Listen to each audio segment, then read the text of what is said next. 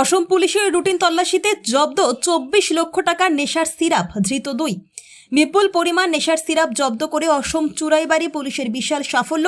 এবার নেশা কারবারিদের আরেকটি নিত্য নতুন পন্থা ফলের কার্টুনের ভেতর করে নেশা সামগ্রী পাচারের কৌশলও ব্যর্থ হলো। ইনচার্জ নিরঞ্জন দাসের নেতৃত্বে ওয়াচ পোস্টের পুলিশ অত্যন্ত তৎপর রয়েছে নেশা সামগ্রী ধরপাকড়ে।